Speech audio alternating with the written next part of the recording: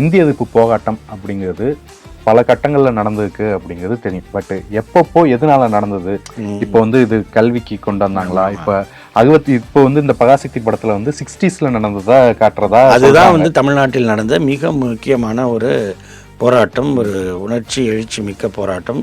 காரணம் என்னென்னா, இந்திய சுதந்திரத்திற்கு பிறகு ஒரு மாநிலத்தில் நடக்கிற போராட்டம். இப்போ இந்திய தடுத்தனால இங்கே தமிழ்நாட்டோட வளர்ச்சி எந்த விதத்தில் கெட்டு போச்சு. மற்ற எல்லா மாநிலங்களையும் விட இது முன்னேறிய மாநிலமாக தான் இருக்குது. ஒருபோதும் ஒன்றிய அரசால் தமிழை அழித்து விடவும் முடியாது, அது வேற. ஆனால் என் மீது ஆதிக்கம் செலுத்தக்கூடாது. நீ பண்ணுற வேலை என்னான்னு உனக்கு புரிய வைக்கணும். அதுக்கு நான் எதுக்கும் தயாராக இருக்கேன் அப்படின்னு சொல்லி தான் கீழப்பழுவூர் சின்னசாமி வந்து தன் உடம்பில் அந்த இதை ஊற்றிக்கிட்டு எரிஞ்சு போகிறார். முதல் முறையாக சுதந்திர இந்தியாவில் ஒரு மாநிலத்துக்குள்ள துணை இராணுவ படை இறக்கப்படுகிறது. அவர் வந்து சட்டத்தை நிறைவேற்றார். இருமொழி கொள்கை, தமிழும் ஆங்கிலமும் தான் இனி தமிழ்நாட்டில் இருக்கும், இந்திக்கு இங்கே இடமில்லை. இந்த அணையை தான் நீ கர்நாடகாக்காரன் என்ன பண்ணுறான், மெட்ரோ ஸ்டேஷனில் ஹிந்தி எழுத்து ஏன் இருக்குங்கிறான். நம்மளாவது நம்ம ரயில்வே ஜங்ஷனில் தார் எடுத்து தான் பூசணும், கருப்பு மையே தார். அவன் வந்து சைன் போர்டையே உடைக்கிறான். மொழி போராட்டம் வந்து நம்ம உருவாக்கி வச்சது எனக்கு எங்கே வரைக்கும் அது எதிரொலிக்குது அப்படிங்கிறது இந்தியா முழுக்க இருக்குன்னா அதுக்கு காரணம் தமிழ்நாட்டு மாணவர்கள் விதை நாம போட்டது. அதுலேயும் குறிப்பாக தமிழ்நாட்டு மாணவர்கள், இளைஞர்கள். இந்த 65 போராட்டம் அப்படிங்கிறது மொழிக்காக இந்த இளைஞர்களும் மாணவர்களும் உயிரை கொடுக்கவும் தயாராக களத்தில் நின்ற, நீங்கள் அந்த வயசில் இருக்கிற அந்த நேரத்தில் கல்லூரி படித்த எந்த ஒரு மாணவராக இருந்தாலும் ஏதோ ஒரு வகையில் அவருக்கு வந்து அந்த இந்திய எதிர்ப்பு போராட்டத்தோட ஒரு தொடர்பு கனெக்ட் இருக்கும். குறைஞ்சபட்சம் வகுப்பறையில் முழக்கமாவது இருந்தது. தமிழ்நாட்டில் தமிழுக்கும் ஆங்கிலத்திற்கும் தான் நமக்கு வந்து இடம், ஹிந்திக்கு இடம் கிடையாது.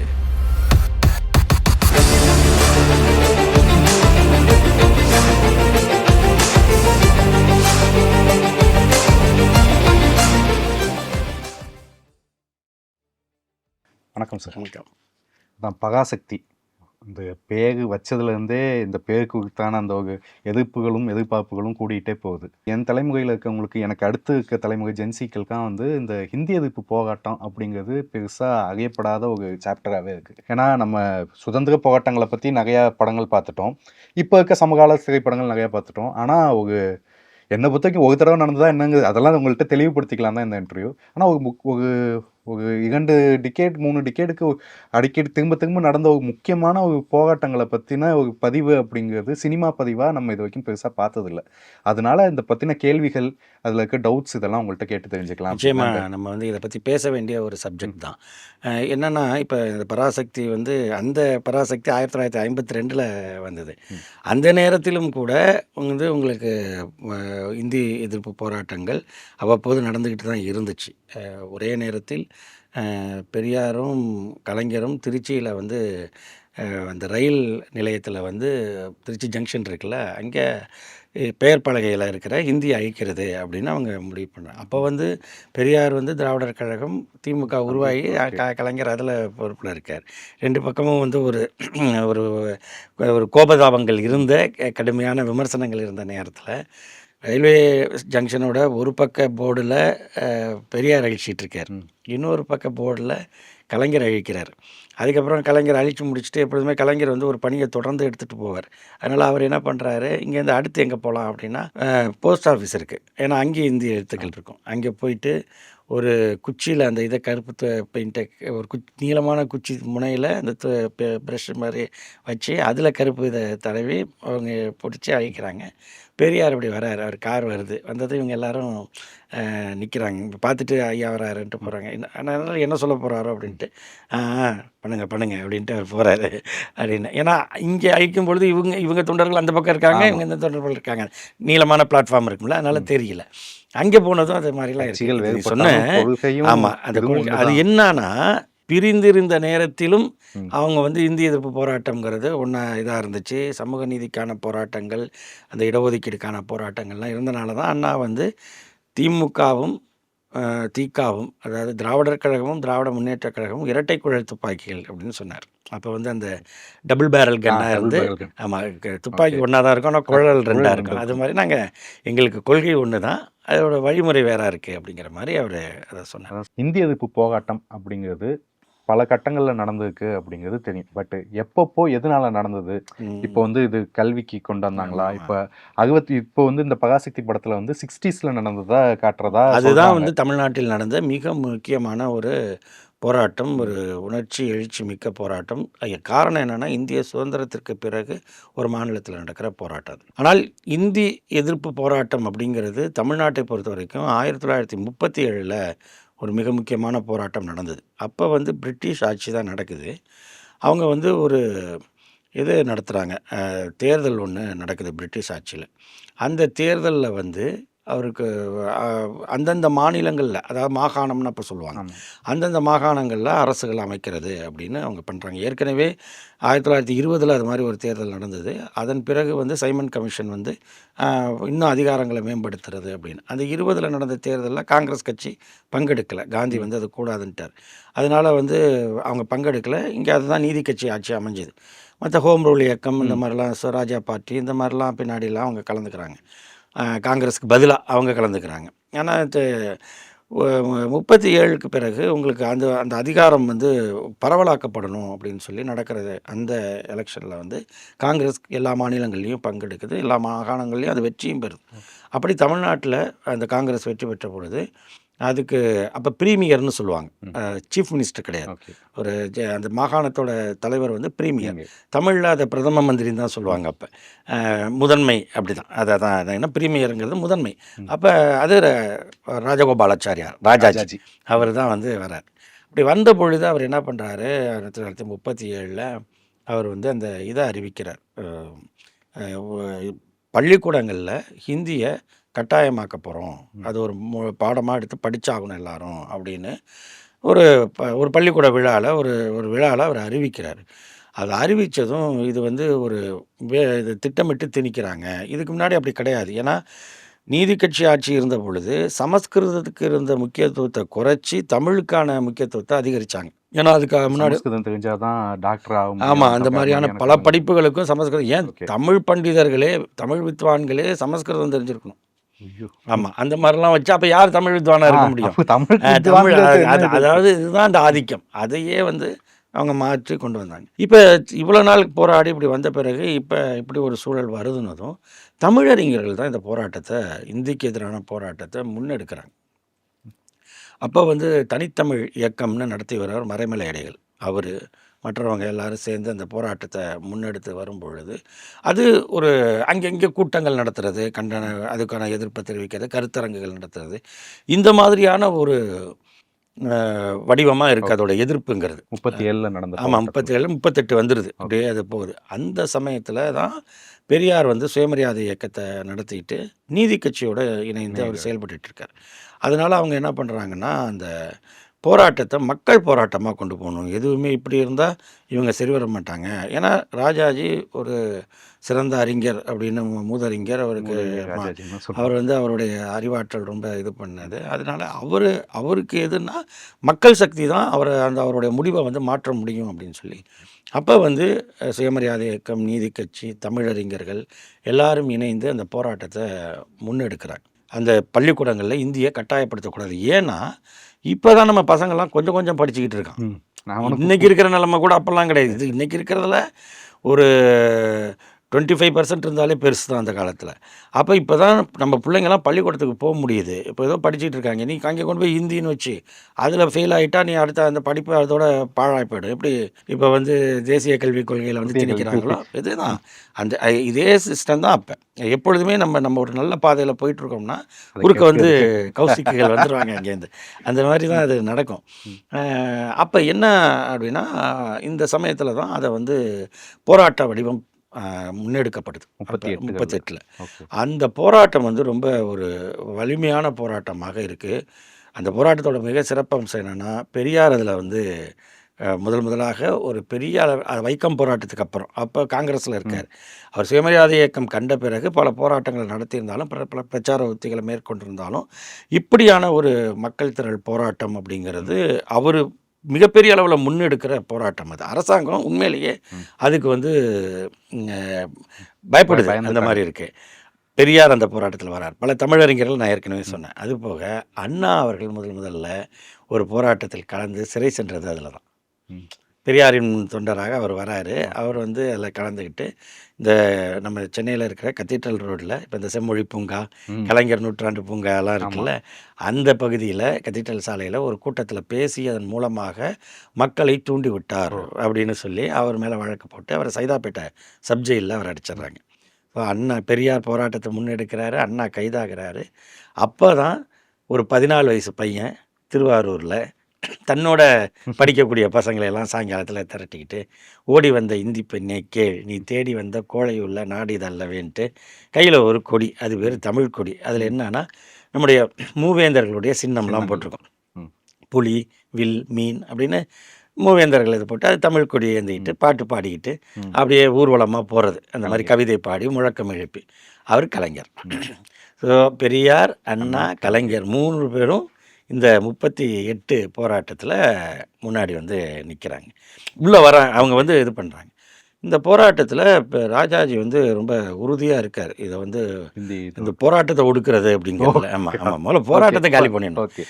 அப்படின்னு சொல்கிறாரு. அவர் வந்து எந்த அடக்குமுறைக்கும் போகிறதுக்கு நான் வந்து தயாராக இருக்கேன். இது எப்படியாவது இந்த போராட்டத்தை நசுக்கிடுவேன் அப்படிங்கிறாரு. ம். அதே மாதிரி வந்து சட்டமன்றத்துலேயும் நீதி கட்சி உறுப்பினர்களை பார்த்து சொல்கிறாரு. இது மாதிரி வந்து யாருங்க என்ன இந்தி எதிர்ப்பு இந்தி எதிர்ப்புனா யார்? நீங்களும் பெரியார் தான் எதுக்குறீங்க, ம். ராமசாமி தான் நான் ம். நாயக்கரும் தான் எதுக்குறீங்க ம். அப்படின்னு அவர் சொல்கிறாரு. யார்கிட்ட? ஏடி பன்னீர்செல்வம். அப்போ ஓகே. ஏடி பன்னீர்செல்வம் சொல்கிறாரு, எதுக்குற நாங்கள் 2 பேர், ஆதரிக்கிறது நீங்கள் ஒருத்தர் தான். அப்படி பார்த்தாலும் மெஜாரிட்டி எதிர்ப்புக்கு தான் ம். இருக்குன்னு அவர் ஒரு பாணியில் சொல்கிறார். சரி, இந்த போராட்டம் பெருசாக போனதும் அப்போ வந்து பெரியாரை வந்து கைது பண்ணிடுறாங்க. இதுக்கிடையில் திருச்சியிலேருந்து ஒரு பெரிய படை வருது. அது பேர் தமிழர் பெரும்படை அப்படின்னே ம். பேர். அது ஒரு நெடும் பயணத்தை திருச்சியிலேருந்து சென்னைக்கு. இப்போ மாதிரி அப்படியே 4 லேனில் வர்றது கிடையாது. அப்படியே வேகமாக நடந்தே நடந்து. வர்றது. அதுவும் பல ஊர்களுக்கு போயிட்டு ஓகே. திருச்சியிலேருந்து நேர் நேரா ரோட்டில் வராம வர்றதில்ல. அங்கங்க போய் பிரச்சாரங்கள் அங்கங்கே போய் பண்ணிட்டு. உள்ள போந்து இந்த ம். பக்கம் கொஞ்சம் தஞ்சாவூர் பக்கம் ம். போகிறது, அப்புறம் காரைக்குடி பக்கம் போகிறதுன்னு ம். இப்படிலாம் ஒவ்வொரு பக்கம் போய் அவங்க சென்னைக்கு ம். வராங்க. அந்த போராட்டத்தை மேலே வந்து அதுக்கு வந்து அந்த தமிழர் பெரும்படையை வந்து நடத்தினவர் வந்து பட்டுக்கோட்டை அழகிரிசாமி, ஓகே. அஞ்சானெஞ்சன் அஞ்சா பட்டுக்கோட்டை நெஞ்சன். அழகிரி, மூவலூர் ராமாமிர்தம் ம். அம்மையார், டாக்டர் தர்மாம்பாள், இன்னும் பல பேர் அதில் ஓகே. கலந்துக்கிறாங்க. அது வந்து இந்திய ஆதிக்கத்தை எதிர்த்து அது அது வந்து ஒரு இதாக வருது. ம். நடந்தே வராங்க. அந்த காலத்துலலாம் எத்தனை பேர் செருப்புலாம் போட்டிருப்பாங்க. வசதியெல்லாம் கிடையாது. வெயில் ஆமா. கொதிச்சாலும் வரணும். இதை என்ன பண்ணுறாங்க, இந்த இதை வந்து முறியடிக்கணும், இதை வந்து அவமானப்படுத்தணும், இந்த இதை நடைப்பயணத்துன்ட்டு ஒரு இடத்துல அந்த கட்சிக்காரங்க யார் ஆள்றாங்களோ ஆ. அவங்க வந்து ராஜாஜி கட்சியோட சேர்ந்தவங்க, அவர் அவர் இருந்த கட்சியை சேர்ந்தவங்க ஒரு இடத்துல வந்து செருப்பு தோரணத்தை கட்டுறாங்க. ஓ! ஒரு இடத்துல அது செருப்பு தோரணத்தை கட்டினதும் அந்த பார்த்துட்டு எல்லாரும் இதாகிறாங்க. என்ன அது செருப்பால் நம்மளை ம். ம். அவமானப்படுத்துகிறாங்களே அப்படின்ட்டு அங்கேயே ஒரு மேசையை போட்டு அது மேலேயே ம். ஏறி நின்று பட்டுக்கோட்டை அழகிரி பேசுகிறேன். ம். இந்த மாதிரி நீங்கள் இவ்வளோ மெனக்கெட்டு மேலே போய் கட்டியிருக்கிற செருப்பை ம். கீழே போட்டிருந்தாலாவது எங்கள் காலுக்காவது நடக்கிறதுக்கு. பயன்படுத்திருக்கோம், ஆ. நடக்கிறதுக்கு பயன்பட்டுருக்கோம். ம். நாங்கள் யாருக்காக போகிறோம்? உங்களுக்காக தான் போகிறோம். ம். இந்த மாதிரிலாம் ஒரு மொழி திணிப்பு இருந்தால் நம்முடைய பண்பாடு என்ன ஆகிறது, நம்முடைய எதிர்காலம் என்ன ஆகிறது அப்படிங்கிறதெல்லாம் அவங்க சொல்லி அந்த மாதிரி அவர் வந்து ஒரு இதாக எடுத்துகிட்டு போகிறாரு அந்த இதை. அதே மாதிரி ஒரு இடத்துல வந்து கழுதையை உள்ளே விட்டுடுறாங்க கூட்டம் நடந்துட்டு இருக்கிறது. கூட்டத்துக்குள்ள. ஆமாம், இது ம். இந்த மாதிரி குரூப்புகள் வந்து இப்போ ஆ. இல்லை. இப்போ அதான். புதுசாக வந்து இப்போ புதுசாக கட்சி ஆரம்பிச்சுட்டு எங்கே போய் நின்னாலும் சத்தம் போட்டுட்டு இருக்காங்களே, இதெல்லாம் எல்லா காலத்துலேயும் காலகாலத்திலயும் இந்த எல்லாத்தையும் மாதிரி ஃபேஸ் வருவாங்க. பண்ணிட்டு இருக்காங்க. அப்போ வரும் பொழுது கழுதையை குறுக்க வந்தது. இவர் என்ன பண்ணுறாரு, அந்த கழுதையை பிடிச்சி வச்சுக்கிறார். ம். பிடிச்சி, கழுதையே, ம். உனக்கு இந்த நாட்டில் என்ன நடக்குதுன்னு தெரியுமா? நாங்கள்லாம் போராடிட்டு இருக்கோம். ம். கழுதையே, ம். உன்னை அனுப்புனவன் யாரு? அவன்கிட்ட போய் சொல்லு ம். அப்படிங்கிற மாதிரி இந்த பிரச்சாரத்தை அந்த உத்தியில் பண்ணுறாரு. ஓகே. அனுப்புனவங்களே அது மாதிரி அந்த செருப்பு தோரணம் கட்டி அவர் பேசுனதும் கழட்டிட்டாங்க அந்த இதை ஓ! அவங்களே வந்து. அந்த மாதிரி மக்களை வந்து அவங்களுக்கு புரிய வச்சாங்க இந்த புரியுது. பாரு. இதனால இவ்வளோ எழுச்சியாக வருதுன்னதும் பெரியாரை அரெஸ்ட் பண்ணிடுறாங்க. ம். பெரியாரை அரெஸ்ட் பண்ணதும் அவர் இங்கே ஜார்ஜ் டவுன் நீதிமன்றத்தில் ம். அவரை கொண்டு போகிறாங்க. அவரை கொண்டு போய் அங்கே வச்சதும் அவர் என்ன பண்ணுறாரு, அவர் வந்து எப்பொழுதுமே வழக்கெல்லாம் ஆட மாட்டார், ம். வாய்தா கேட்க மாட்டார். ஹைகோர்ட் ஆகுது அதாவதுன்னு சொல்லிட்டு அங்கே போயிட்டு மன்னிப்பு கடிதம் கொடுக்கறதெல்லாம் கிடையாது. சாவர்கர் கிடையாது அவர், பெரிய. பெரியார் அவர். ஆ. அவர் என்ன பண்ணுறாரு, அவர் அங்கே போனதும் அந்த நீதிமன்றத்திலேயே ஒரு வாக்குமூலம் கொடுக்குறார். அவர் என்ன சொல்கிறாரு, கனம் நீதிபதி அவர்களே, அடக்குமுறை காலத்தில் இது போன்ற நீதிமன்றங்களில் நீதி கிடைக்காது என்பது எனக்கு தெரியும். ம். கடற்கரையில் நடந்த கூட்டத்தில் முதலமைச்சர் ராஜாஜி, அது பிரதமர் ராஜாஜி, அவர் பிரீமியர் ராஜாஜி சொல்லிட்டாரு, அது மாதிரி ராஜகோபாலாச்சாரியார், எப்படி இருந்தாலும் இதை நான் வந்து ஒடுக்குவேன் அப்படின்னு சொல்லிட்டார். அப்படிப்பட்ட ஒரு அடக்குமுறை காலத்தில் இந்த மாதிரி நீதி கிடைக்காதுன்னு எனக்கு தெரியும். நாங்கள் ஒரு உயர்ந்த லட்சியத்திற்காக போராடுகிறோம். ஒரு உயர்ந்த லட்சியத்தை அடையும் பொழுது அதற்கான விலையை கொடுத்து தான் ஆக வேண்டும். அதனால் நீங்கள் ஜெயிலில் எனக்கு இந்த உங்களுடைய சட்டப்படி நான் செஞ்சுருக்கிறது மக்களுக்காக செய்கிறேன். நீங்கள் உங்களுடைய சட்டப்படி எனக்கு எவ்வளவு அதிக தண்டனை கொடுக்க முடியுமோ அதையும், ஜெயிலில் எவ்வளவு தாழ்ந்த வகுப்பு கொடுக்க முடியுமோ அதையும் கொடுத்து இந்த வழக்கு நாடகத்தை முடித்து வைக்க வேணுமாய் வணக்கத்துடன் கேட்டுக்கொள்கிறேன்கிறார். இப்படிலாம் ஒரு ஸ்டேட்மெண்ட்டை சொல்லவே முடியாது. அதையும் இன்னும் அழகாகவே சொல்கிறார். ராஜாஜியும் நீங்களும் ஒரே சமூகத்தை சேர்ந்தவர்கள் தான், அதனால் இங்கெல்லாம் நீதி கிடைக்காதுன்னு சொல்லி இந்த கரெக்டாக சொல்கிறார். இந்த நாடகத்தெல்லாம் முடிச்சிருங்க, எவ்வளோ தண்டனை வேணாலும் கொடுங்க, எவ்வளோ ஜெயிலில் வந்து இப்போ எனக்கு அந்த வசதி வேணும், இந்த வசதி வேணும், ஜெயிலுக்குள்ளே போட்ட பிறகு ஷாப்பிங் போகிற வசதி வேணும், அந்த இதெல்லாம் கிடையாது இங்கே. இவருக்கு வந்து நீ கூட அப்படின்னு. அப்போ அவரை பெல்லாரி ஜெயிலில் அவரை போட்டுடுறாங்க. அவர் ஜெயிலில் இருக்கார். அப்போ நீதி கட்சி மாநாடு இங்கே நடக்குது. அந்த நீதி கட்சி மாநாட்டில் தான் பெரியாரையே தலைவராக தேர்ந்தெடுக்கிறாங்க. ஏடி பன்னீர்செல்வம் இருக்கார். இப்போ இந்த மாதிரி அந்த இதில் வந்து அந்த போராட்டம் 38 நடந்த போராட்டத்தில் தான் மிக முக்கியமானது மாணவர்கள், இளைஞர்கள் பெருமளவில் அதில் வந்து பங்கெடுக்கிறாங்க. அப்போ வந்து கல்லூரி மாணவர்கள் ஓரளவு இருக்காங்க. ஆனால் ஒரு அப்போல்லாம் நம்ம மக்கள் கல்லூரிக்கு போகிறதுங்கிறதே அதனால் இளைஞர்களாக நிறைய பேர் பங்கெடுக்கிறாங்க. அப்படி பங்கெடுத்த 2 இளைஞர்களில் தான் நடராஜன், தாளமுத்து. மாளிகை கூட இருக்குல்ல, நிறைய பேருக்கு 2 பேரும் ஒரு பேர் நினச்சிக்குவாங்க, தாளமுத்து நடராஜன். இது கூட சொன்னவங்க இருக்காங்க உங்கள் ஜென்ரேஷனுக்கு முன்னாடியே கூட. நான் இவ்வளோ நாள் ஒரு பேர் தான் நினச்சிட்டு இருந்தேன் அப்படின்னு. யார் பேரை முன்னாடி போடுறதுன்னு வந்துச்சு. தாளமுத்து நடராசன் சொல்கிறோம். அதில் நடராசன் தான் முதல்ல இறந்தவர். ஆனால் தாளமுத்து ஒரு அந்த இதில் பொறுப்பில். அதனால் வந்து இந்த நடராஜன் அப்படிங்கிற சொல்லும் பொழுது அந்த நடராசன் இவங்கெல்லாம் என்னென்னா ஜெயிலில் போட்டு அழைக்கப்படுறாங்க. உடல்நிலை முடியாமல் போயிடுது அவங்களுக்கு.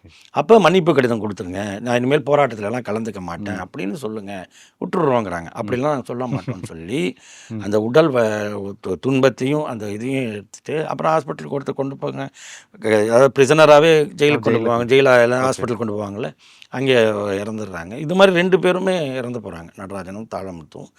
அந்த நடராஜனுடைய இறுதி ஊர்வலத்தில் அப்போ பெரியார் ஜெயிலுக்கு போயிட்டார், அந்த பெல்லாரி ஜெயிலில் இருக்கார். அதனால் அண்ணா அந்த இதில் கலந்துக்கிறார். அங்கே போய் அவர் சொல்கிறார், அவன் என்ன கேட்டான், தன் இனம் வாழ வேண்டும், தன் மொழி வாழ வேணுங்கிறான், அதோ எரிஞ்சிக்கிட்டு இருக்கிறான் அவன் என்ன. போய் அவங்க ஊர்வலமாக போய் அதுக்கு தீ மூட்டுறாங்க. இன்னும் சொல்லப்போனால் 2 பேரும் வெவ்வேறு சமூகத்தை சேர்ந்தவர்கள், நடராஜனும் தாளமுத்தும். இன்றைக்கி 2 பேரும் ஒரே இடத்தில் மூலக்கொத்தளம்னு இருக்குது, நம்ம சென்னையில் வடசென்னையில் இருக்குது மூலக்கொத்தளம். அந்த இந்து மயானத்தில் அவங்க உடல் எரிக்கப்பட்டு அவங்களுக்கு நினைவிடம் அங்கேயே கட்டப்பட்டிருக்கு.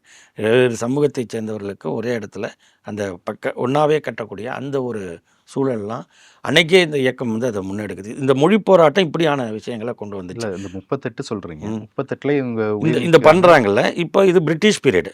அந்த நேரத்தில் என்ன ஆகுதுன்னா, ஒரு இந்திய அளவில் ஒரு நிலை, பிரிட்டிஷாருடன் காந்தி நடத்தக்கூடிய அவர் மகாத்மா காந்தி நடத்திட்டு போராட்டம், சுதந்திர போராட்டம், அதில் ஒரு கட்டத்தில் அவர் என்ன பண்ணுறாரு, இந்த உலகப்போர் சார்ந்த நிகழ்வுகள் மற்ற விஷயங்கள்லாம் எடுத்து ஒரு முடிவு எடுத்து நாங்கள் எல்லாரும் காங்கிரஸ் அமைச்சர்கள் பதவி ராஜினாமா பண்ணிடணும்னு அவர் அறிவிச்சிட்டார். உடனே இவங்கெல்லாம் பதவி ராஜினாமா பண்ணிடுறாங்க.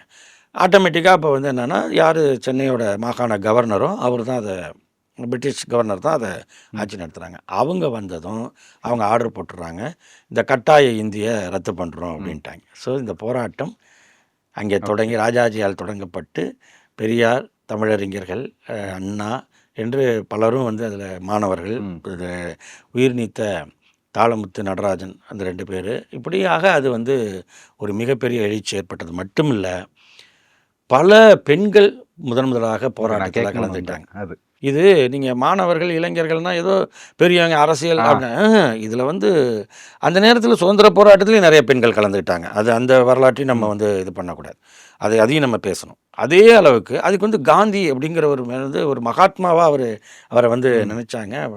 அதோடைய அந்த மூமெண்ட் அவ்வளோ இருந்துச்சு. ஏன்னா அது காங்கிரஸ்னு ஒரு மூமெண்ட்டு காந்திக்கு முன்னாடியே உருவாயிடுச்சு. காங்கிரஸ், இந்தியன் நேஷனல் காங்கிரஸுங்கிறது 1885 உருவாயிடுச்சு. காந்தி பின்னாடி தான் இங்கே வந்து அதில் கலந்துக்கிறார். அவர் தென்னாப்பிரிக்காவில் இருக்காரு, அப்புறம் இங்கே வர்றாருமா. ஓகே. அப்போ அந்த மாதிரியான ஒரு நிலையில் இங்கே வந்து இப்படி தான் ஒரு ஒரு எல்லாம் இணைந்து மொழிக்காக ம். இந்த பக்கம் தமிழறிஞர்கள், அந்த தனித்தமிழ் இயக்கம், இந்த பக்கம் நீதி கட்சி, அந்த பக்கம் சுயமரியாதை இயக்கம், அது போக தனியாக பல பேர் அவங்கெல்லாம் வந்து கலந்துக்கிட்ட பொழுது அப்போ ஒரு இணைப்பாக அது வந்து உருவாகி அண்ணா போன்றவர்கள் இந்த பொது வாழ்க்கைக்குள்ளே வர்றது, கலைஞர் போன்றவர்களுக்கு அந்த இது வர்றதுன்னா பெண்கள் வந்து பெரிய அளவில் பங்கேற்று, ராமாமுன் வந்து ஆமாம், ராஜாஜி வீட்டை முற்றுகையிடுறது, ம். பெண்கள் மாநாடே நடத்துனாங்க. அதில் தான் ஆமா. பெரியாருக்கு பெரியாருக்கு பட்டம் பட்டம் கொடுத்தது கொடுத்தாங்க. பெண்கள் தான். ராஜாஜி வீட்டை வந்து அது எங்கன்னா சென்னை தியாகராய நகரில் பசுலா ரோட்டில் இருக்குது. அந்த அவர் வீடு இருந்துச்சு. அங்கே முற்றுகை போராட்டம் அப்படின்னு போகிறது. அதன் பிறகு பார்த்தீங்கன்னா ஜெயிலில் பல பேரை போட்டுறாங்க. இதில் வந்து 70க்கும் மேற்பட்ட பெண்கள் வந்து சிறைக்கு போகிறாங்க அந்த நேரத்திலேயே. இதில் கை குழந்தைகளோட போனவங்க 10-15 பேர் இருக்காங்க. அப்போ அதில் வந்து உங்களுக்கு ஒரு வரலாறு சொல்கிறேன். அதில் வந்து கணவன் மனைவி 2 பேர் இந்த போராட்டத்தில் கலந்துக்கிறாங்க. மனைவி முன்னாடி போயிட்டாங்க. கணவர் வந்து இந்த மற்றதெல்லாம் ஒருங்கிணைக்கும்ல அதில் இருக்காங்க. மனைவியை வந்து கை குழந்தையோட அரெஸ்ட் பண்ணி ஃபஸ்ட்டு தூக்கிட்டு போயிட்டாங்க. அவங்க பேர் புவனேஸ்வரி. ம். அந்த கை குழந்தை ஒரு அவங்க கையில் இருந்த குழந்தை பேர் சோமசுந்தரம். ம். அவங்க கணவர் பேர் என்வி நடராஜன். NVN. ஓகே. என்வின்னு சொல்ல அந்த ஓகே. திமுகவோட முக்கிய தலைவர்கள். ஓகே. அப்போ அவங்க ஜெயிலுக்கு போயிடறாங்க. கை குழந்தையாக போன அந்த சோமசுந்தரம் தான் பின்னாளில் NVN சோமு இணையப்பட்டு ஆ. இந்திய ஒன்றிய அரசின் இராணுவ இணையமைச்சராக இருந்தவர். இப்போ ஒரு ஒரு போராட்டத்தில் அது என்ன நீட்சியை பாருங்க. அப்போ பெண்கள் பங்கெடுத்தாங்க, இளைஞர்கள் பங்கெடுத்தாங்க. மக்கள் போராட்டமாக தமிழ்நாட்டில் வந்து நீங்கள் சுதந்திர போராட்டம் இதெல்லாம் ஒரு ஆல் இண்டியா மூமெண்ட். பட் தமிழ்நாட்டுக்குன்னு ஒரு தனித்தன்மை இருக்குது அப்படின்னு காட்டினது அந்த 37. அதனால தான் அதை பற்றி 38 தான் அது வந்து நமக்கான ஒரு இது ஒரு 38ல் முடிஞ்சிச்சு. அடுத்து திரும்ப அந்த இந்திய எதிர்ப்பு போராட்டம் அப்படிங்கிறது எப்போ வந்தது? ஏன்னா 65 தான் நான் முன்னாடி சொன்ன மாதிரி 65ங்கப்போ அதுக்கும் இதுக்கும் நடுவுலையும் ஏதோ நடந்துக்கும் அப்படின்ட்டு நிறைய என்னன்னா முக்கியமாக நம்ம பார்க்க வேண்டியதில் வந்து தொடர்ச்சியாக நடந்துச்சு. என்ன காரணம்னு சொல்கிறேன். இப்போ நம்ம சொன்னது வந்து பிரிட்டிஷ் ஆட்சி, அதில் ஒரு அரசு அமையுது. அந்த அரசில் ராஜாஜி இப்படி பண்ணாருன்னு அதோட அந்த போயிடுச்சு, அது முடிஞ்சிருச்சு. அதன் பிறகு பார்த்தீங்கன்னா 1948 நாம் சுதந்திரம் அடைஞ்சிட்டோம். இன்னும் நம்ம வந்து குடியரசு ஆகலை. அதுக்குமான இது அப்போ வந்து ஓமந்தூரார் அப்படின்னு சொல்கிறோம். இப்போ கூட ஓமந்தூரார் ஸ்டேட்டுன்னு சொல்கிறோம். என்னது ஓமந்தூர் ராமசாமி ரெட்டியார்னு ஒருத்தர் இருந்தார். ஓமந்தூர் ராமசாமியார்னு சொல்லுவாங்க. ரொம்ப எளிமையான ஒரு காங்கிரஸ்காரர். அவர் வந்து பழகிறதுல இதில் ஒரு புரிஞ்சிக்கக்கூடியவர். அவர் தான் இப்போ முதலமைச்சராக இருக்கார். இந்தியா சுதந்திரம் அடையும் பொழுது இங்கே வந்து சென்னை மாகாணத்தில் முதல்ல அந்த நான் சொன்னேன்ல அந்த பிரீமியர் அந்த முதலமைச்சர் பொறுப்பில் இருக்கிறவர் ஓமந்தூரார். அப்போ அவர் என்ன பண்ணுறாரு, அவர் ஆட்சியில் கல்வி அமைச்சராக இருந்தவர் அவினாசிலிங்கம். அவர் என்ன பண்ணுறாரு, திரும்ப பள்ளிகளில் இந்தியை கொண்டு வர்றது அப்படிங்கிற முயற்சி எடுக்கும் பொழுது தான் 2வது போராட்டம் அந்த ஒரு பெரிய அளவில் நடக்குது. அப்போ இப்போ திராவிடர் கழகம் தான் இருக்குது. திராவிட முன்னேற்ற கழகம் 49 தான் 48. அப்போ அந்த போராட்டத்தின் தளபதியாக அண்ணா நிற்கிறார். அதுக்கு வந்து சர்வாதிகாரி அப்படின்னு அதுக்கு அந்த படையை நடத்தக்கூடிய தளபதி, அதாவது சர்வ அதிகாரம் படைத்தவர், சர்வாதிகாரியாக அண்ணாவிட்ட அந்த பொறுப்பை பெரியார் ஒப்படைக்கிறார். அப்போ அந்த போராட்டத்தை முன்னெடுக்கிறாங்க, திராவிட கழகம் முன்னெடுக்குது. அதுபோலவே தமிழறிஞர்களும் அதுக்குள்ளே வராங்க. அப்போ இந்த கியாப்பே மற்றவங்க எல்லாருமே அதில் வராங்க. அது போராட்டம் எடுக்குது. ஆனால் ஓமந்தூரார்கிட்ட ஒரு நல்ல பழக்கம் என்னென்னா அவர் நிலைமையை புரிந்து கொள்ளக்கூடியவர். அவரே சொல்கிறார், நான் கல்வி மந்திரிகிட்ட சொன்னேன், அவர் ஏதோ ஒரு இதில் கேட்கல, நீங்கள் கொஞ்சம் இன்னும் யார்கிட்ட பெரியார்கிட்ட சொல்கிறார் அவர். அது வந்து அப்போ என்ன சொல்லுவாங்கன்னா, அவர் நிறைய இந்த தேவதாசி சட்டம், அறநிலையத்துறை சட்டத்தை வலுப்படுத்தினதில், நீதி கட்சி கொண்டு வந்ததை பிறகு வலுப்படுத்தினதில் ஓமந்தூராருக்கு முக்கிய பங்கு உண்டு. அது மாதிரி தேவதாசி ஒழிப்பு சட்டம் நீதி கட்சி ஆட்சியில் வந்த பொழுது அது முழுமையாக நிறைவேறலை. அதன் பிறகு அது ஓமந்தூரார் தான் அதில் பெரிய முக்கிய ரோல் பண்ணுறார். ஸோ இந்த மாதிரியெல்லாம் வந்துக்கிட்டே இருக்குது. அதன் பிறகு அறநிலைய சட்டம் காமராஜர் ஆட்சியில் தான் இன்றைக்கி இருக்கிற அந்த வந்துச்சு. அப்போ இது வரிசையாக வந்துகிட்டு இருக்குல்ல. இதில் அந்த ஓமந்தூரார் வந்து இவர் பேச்சை கேட்டுக்கிட்டு இருக்காரு. யார்? பெரியார் பேச்சை கேட்டுட்ருக்காரு. தாடி இல்லாத ராமசாமி அவர் தாடி வச்ச ராமசாமி, ஒரு தாடி இல்லாத ராமசாமின்லாம் சொல்லிட்டாங்க. அப்படி ஒரு இது இருந்தது அந்த நேரத்தில். அப்புறம் வந்து அவர் கேட்டுக்கிறாரு. இன்னொன்று வந்து அந்த நேரத்தில் இந்த சென்னை மாகாணம்னு இருந்ததில் ஆந்திராவின் பெரும்பகுதி, ஆ கர்நாடகாவின் பெரும்பகுதி, ஒடிசா வரைக்கும் கேரளாவின் பெரும்பகுதி, கிட்டத்தட்ட ஒடிசாவோட கஞ்சம் மாவட்டம் வரைக்கும் நம்மள்ட்ட இருந்தது. அப்போ இந்த சுதந்திரம் வந்துருச்சு. இந்த ஹைதராபாத் நிஜாம் நிஜாம் அந்த இது தனியா இருக்குது. அவங்க அதனால் இராணுவ இதெல்லாம் நடந்துக்கிட்டு இருக்கனால இப்போதைக்கு நீங்கள் எதுவும் இதை பண்ணாதீங்க அப்படின்னு பெரியார்ட்ட கேட்டுக்கிட்டேன். அவரும் சரி, உங்களுக்கு ஒரு முக்கிய பிரச்சனை இருக்குது, இப்போ நான் இதில் பண்ணலன்னு சொல்லி அப்புறம் ஒரு வழியாக அந்த இதுவும் அப்படியே கைவிடப்படுது. அப்படியே அப்படியே ஓகே டைல்யூட், ஏதாவது ஓகே அந்த பாடத்தை கொண்டு வரதும் அப்படியே நின்று போச்சு. இது 48. அப்புறம் வந்து நமக்கு குடியரசு ஆயிடுது. அரசியல் 87 சாசனம் நடைமுறைக்கு வந்துடுது. இந்த அரசியல் சாசனம் நடைமுறைக்கு வரும் பொழுது அது நடைமுறைக்கு வந்த 15 ஆண்டுகளுக்குள் இந்தி முழுமையாக நடைமுறைப்படுத்தப்பட வேண்டும். இங்கதான் இந்தியாவின் ஆட்சி மொழியாக, ம் அதாவது அலுவலக மொழியாக. அதான் 65ல் அதுதான் வந்து 50ல் சொல்கிறாங்க. ம் ஸோ இந்த 50ல் இதுனா 15 ஆண்டுகள் கழிச்சுன்னா 65 65. ம் இந்த 65 தான் இப்போ உள்ள நியூ இது பராசக்தி. ஆ இந்த 50ல் வந்த பிறகுமே இந்த 51, 52லலாம் அப்பப்போ இந்தியை குறித்து நிறையா அந்த சர்க்குலர்ஸு, ஆ ஹிந்தி படிக்கணும் அல்லது ஹிந்தி வந்து சென்ட்ரல் கவர்மெண்ட் ஆஃபீஸில் எல்லாம் வந்து ஹிந்தி வந்து கட்டாயமாக இருக்கணும், இந்த மாதிரி ஏதாவது பண்ணுவாங்க. ஓகே அப்போல்லாம் வந்து இங்கேருந்து தமிழ்நாட்டிலேருந்து இதுக்கு எதிர்ப்பு வரும். ஹிந்தி படிச்சாதான் நிதிங்கிற அளவுக்கு ஆனா அப்போ போல அப்போல்லாம் ஹிந்தி படித்தா நிதின்னு வரல. ஏன்னா அவங்கெல்லாம் வந்து கொஞ்சம் ஓரளவு புரிஞ்சவங்களா இருந்தாங்க. ஓகே இந்த தமிழ்நாட்டின் குரலை மதிக்கக்கூடிய இருந்தாங்க. சும்மா வந்துட்டு திருக்குறளை திருவள்ளுவரே எழுதாத 1332வது திருக்குறள் சொல்கிறதெல்லாம் கிடையாது. 31, 32லாம் கிடையாது. அவங்க வந்தாங்க. அவங்க வந்து ஒரு ஒரு இந்த நாட்டுக்குன்னு ஒரு ஒரு பார்வையை வச்சுருந்தாங்க. ஆனால் தமிழ்நாடு அது தனித்துவமாக இருக்குங்கிறத புரிய வச்சுக்கிட்டே இருந்தோம். ஓகே புரிய வச்சுக்கிட்டே இருந்தோம். அதுக்கு தகுந்த மாதிரி இங்கே காமராஜர் இருந்தார். ஆ அதனால் இங்கே உள்ள நிலைமை என்னான்னு டெல்லிக்கு சொல்லக்கூடிய ஒரு ஆ தலைவராக அவர் இருந்தார். அதனால் இந்த ஒரு நிலவரம் இருந்தது. இப்போ இருக்கிறவங்க மாதிரி அவங்க என்ன சொல்கிறாங்களோ அதையே பேசக்கூடிய ஆட்கள்லாம் கிடையாது. ஏன்னா டாக்டருக்கு படிச்சுட்டு மாட்டு மூத்திரம் குடித்தா எல்லாம் சரியாயிடும் அப்படிங்கிற மேலே என்ன சொன்னாங்களோ அதை தவிடுத்துங்கிற ராஜாவுக்கு ம் முறம் பிடிக்கிற மந்திரிம்பாங்க. ஒரே கட்சியா அதனால் இருந்தாலுமே அங்க மேல காங்கிரஸ் இங்க இப்போ உள்ளவங்களை நான் சொல்கிறேன். அதுதான் இப்போ புரியுது மேலே யார் ஆட்சியில் இருக்காங்களோ அவங்களோட அவங்க இங்கே அதுதான் பிரதிநிதிகள் இருக்காங்களா, அவங்க கட்சிக்காரங்க, அதான் அவங்கெல்லாம் தவிடு திங்கிற ராஜாவுக்கு முறம் பிடிக்கிற மந்திரியாக இருக்காங்க. ஆனால் அப்படி இல்லை. ராஜா தவிடு திங்காத, இது அது போய் சகையாக புறையரிக்கும், ம் அப்புறம் ரொம்ப கஷ்டமாக போயிடும்ப்பான்னு சொல்லக்கூடிய ஓகே மந்திரிகளாக இங்கே இருந்த நிர்வாகிகள், அன்னைக்கு இருந்த ம் காமராஜர் போன்றவர்கள் மற்றவங்களாக இருந்தாங்க.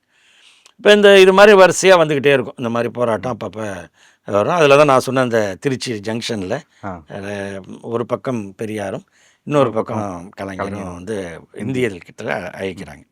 அது இந்த எண்டில் ஒருத்தங்க, அந்த எண்டில் ஒருத்தங்க. அப்போ பெரியார் திகாவும் ஒரு ம் திமுகவும் இருக்கிறது. அப்புறம் அந்த ம் போஸ்ட் ஆஃபீஸ் போகும்போது தலைமை அஞ்சல் நிலையம் இப்போ ம் இருக்குது திருச்சியில், அதே இடத்துல தான் இருக்குது. அந்த தலைமை அஞ்சல் நிலையத்துக்கு போயிட்டு அழைக்கும்போது தான் பெரியார் காரில் வர்றதை பார்த்துட்டு இவங்கெல்லாம் ஓடி ம் போய் இது பண்ணுறது, அவர் ஒரு வாழ்த்திட்டு ம் போகிறது, இந்த மாதிரிலாம் தொடர்ந்து நடந்துகிட்ருக்கு. இந்திக்கு எதிரான இந்த நடைமுறைகள் போயிட்டுருக்கு. அப்போ தான் வந்து 57ல் திமுக முதல் முறையாக தேர்தலில் நிற்கிது. ம் 52ல் இந்தியாவுக்கு முதல் பொது தேர்தல். அந்த 50 தேர்தலில் திமுக போட்டி போடல. அப்பமா ஏன்னா அது வந்து மக்கள் கிட்ட கட்சி ஆரம்பித்ததுமே முதலமைச்சர் ஆகணும்லாம் அண்ணாவோ யாரோ நினைக்கல. இன்னைக்கு ம் கட்சி ஆரம்பித்தா நாளைக்கு 3 வருஷம் ஆயிடுச்சு. ம் 3 வருஷம் ஆன பிறகு அவங்க ஆலோசித்து நம்ம பொது தேர்தலில் நிற்க வேணாம், நம்ம கொள்கையை அது ஆதரிப்பவர்களை கம்யூனிஸ்டுகள் ஆமாம் எல்லா ஆ கம்யூனிஸ்ட்டுகளையும் ஆதரிக்கிறாங்க. ஓகே அவங்களுக்கு திராவிட நாடு கோரிக்கை வைக்கிறாங்க. அந்த ம் திராவிட நாடு கோரிக்கையை கோரிக்கை ஏற்றுக்கொள்ளக்கூடிய வேட்பாளர்களை ஆதரிக்கலாம். ஏற்றுக்கொள்ள முடியாத கம்யூனிஸ்ட்டுகள் வந்து தனி நாடு கோரிக்கையை ஏற்க மாட்டாங்க. ஆமா அங்கே இருக்கிற இடத்துல நம்ம வந்து யாருமே நம்ம கோரிக்கை அந்த ஓகே தொகுதியில் ஏற்றுக்கலையா, ம் சரி கம்யூனிஸ்ட்டுகளை ஆதரிக்கும், காங்கிரஸுக்கு எதிரான வலுவான வேட்பாளர்களை ஆதரிக்கிறதுங்கிறது தான் அவங்க ம் நிலைப்பாடு. நிறைய ம் கம்யூனிஸ்ட் காலங்களை ஆதரித்தாங்க, மற்றவர்களையும் ஆதரித்தாங்க. அதில் தான் கோவிந்தசாமிலாம் ஜெயிச்சார். ம் கிட்டத்தட்ட 40க்கும் மேற்பட்ட 42 பேர் அளவுக்கு திமுக ஆதரவு தரேன்னு சொன்ன வேட்பாளர்கள் ஜெயிச்சு ஜெயிச்சு வந்துட்டாங்க. வந்தாங்க ம் அவங்க ஒன்று சேர்ந்து சட்டமன்றத்தில், இங்கே தமிழ்நாடு இதில் சொல்கிறேன், சென்னை மாகாண சட்டமன்றத்தில் திராவிடியன் பார்லிமெண்ட்ரி பார்ட்டினே அவங்க ஒரு ஓ கூட்டமைப்பு உருவாக்கிக்கிட்டாங்க. டிபி ஆமாம் ஆமாம்.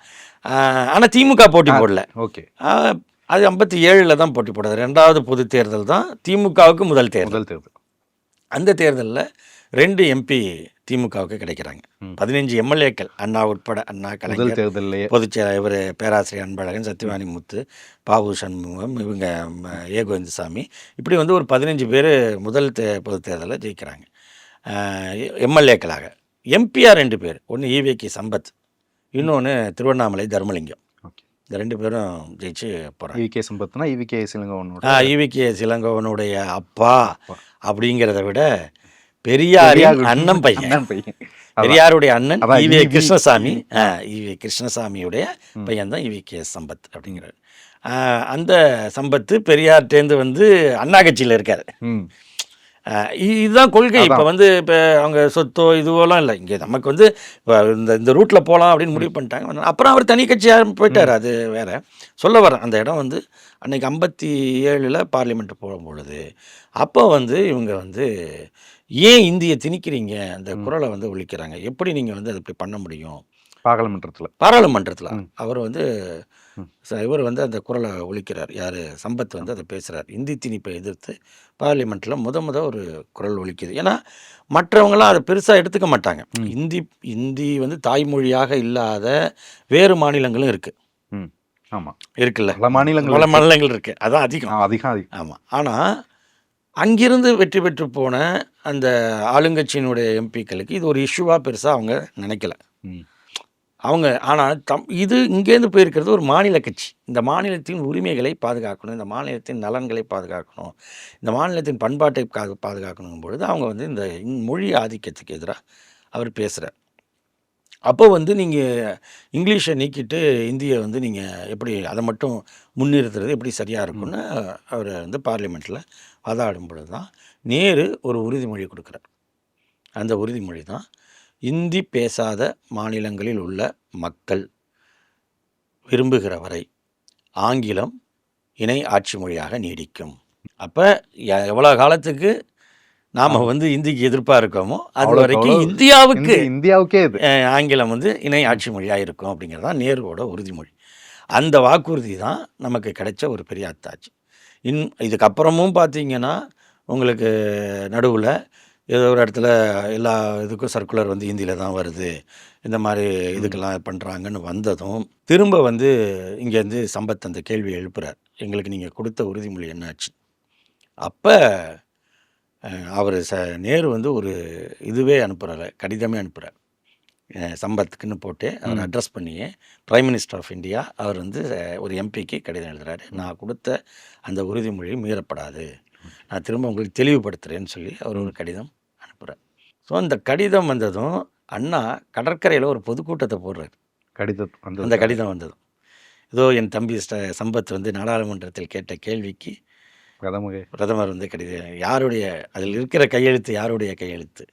அமெரிக்க அதிபரோட குலுக்கிய கை, இவரோட குலுக்கிய கை. ஒவ்வொரு நாட்டு சொல்லி அந்த அன்னைக்கு இருந்த எதெல்லாம் வலிமையான நாடுகளோ அந்த நாடுகளெல்லாம் சொல்லி அவர்களுடன் குலுக்கிய கை, இந்த கையெழுத்து என் தம்பிக்காக கையெழுத்திட்டு கொடுத்துருக்குன்னு அதை வந்து எடுத்து சொல்கிறேன். ஸோ இந்த மாதிரி ஒரு டெமோக்ராட்டிக் இருந்துச்சு. ஆனால் நேரு வந்து 63 பிரிவினை சட்டம் கொண்டு வராரு. இந்த இது வேறு வந்துடுது, சைனா வார் வந்துடுது. அவர் 64 அவர் இதாகிறார். ஸோ அதுக்கப்புறம் பார்த்தீங்கன்னா உங்களுக்கு வந்து 64லேருந்து இவர் வந்துடுறார், சாஸ்திரி வந்துடுறார், லால் பகதூர் சாஸ்திரி வந்துடுறார். இப்போ அந்த 15வது வருஷம் வந்துருச்சு. 65 வந்துச்சு. இப்போ 15வதுலேருந்து இந்தி தான் ஆட்சி மொழியாக இருக்க போகுது நம்முடைய அரசியல் சட்டத்தின் படி. இப்போ இது என்ன, இதை நம்ம என்ன பண்ண போகிறோம்? போராட்டம் தான். இந்த போராட்டம் இதுதான் முக்கியமானது. இந்த போராட்டம் வந்து தன்னெழுச்சியாக அங்கங்கே அது வந்து ஏற்கனவே இங்கே கீழே ஒரு நெருப்பு இருக்குது, நீர் பூத்த நெருப்பும்பாங்க. நீருன்னா தண்ணி இல்லை, இந்த வள்ளின ராவர் ரூப் ஒன்று. அது நீருன்னா திருநீருன்னு நம்ம சொல்கிறோம்ல, அதில் இருக்கிற நீர் சாம்பலுக்கு தான் நீர். நீர் என்றால் சாம்பல். அது திருநீர் அப்படின்னா அந்த சாம்பல் வந்து அதுக்கு மதிப்பு, திருன்னு போட்டால் அது வந்து பக்திக்குரியது, ஆன்மீகத்துக்குரியது, அதுக்கு சிறப்புக்குரியது. அதனால் அந்த நீர் சாம்பல் தான் அது, ஆனால் அது திருநீர். அப்போ நீர் பூத்த நெருப்பு அப்படின்னா மேலே நீராக அது சாம்பல் பூத்த மாதிரி இருக்கும், ஆனால் கீழே கங்கு இருந்துக்கிட்டே இருக்கும்.